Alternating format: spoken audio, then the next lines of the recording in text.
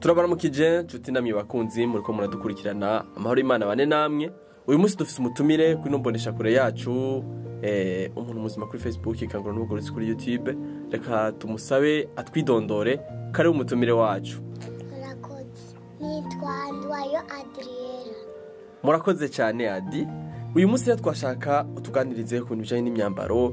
Iyi myambaro ya kino gihe uyibona gute? Twashaka kubituganirize NDUWAYO Adriella. Bavuga ivyo nubesha na gato, ariko abantu turabinya imyambaro n'ibikorwa. Kuko muri Matayo igice c'indwi umurongo wa 16 handitse muzobamenyera kuvyo bama. None we urambara nabi ukagenda menya ibanira mu mutima.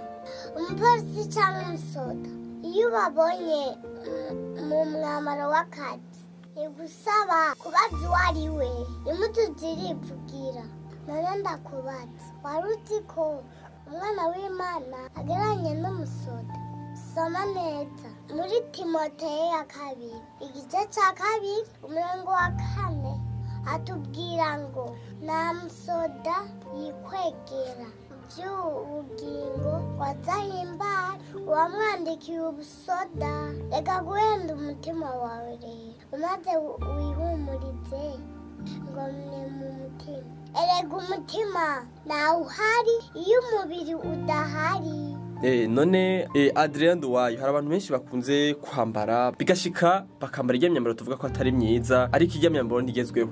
Umuntu wagira ngo uramubwira akakubwira ati ibitakura be hasi tirabi bikuraba. Ariko koko se iyo umuntu yambaye irya myambaro tubona ko atari myiza hari ico bitwaye?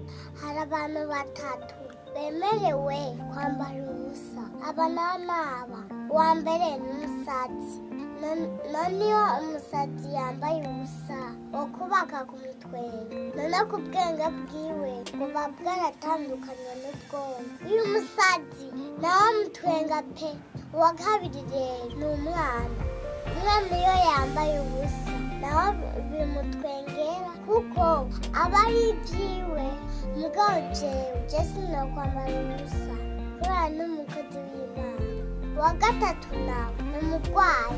Iyo ari imbere ya muganga, iyo avuye imbere ya muganga aca yambara impuzu yoca agenda ari gusa nuko avuye imbere ya muganga.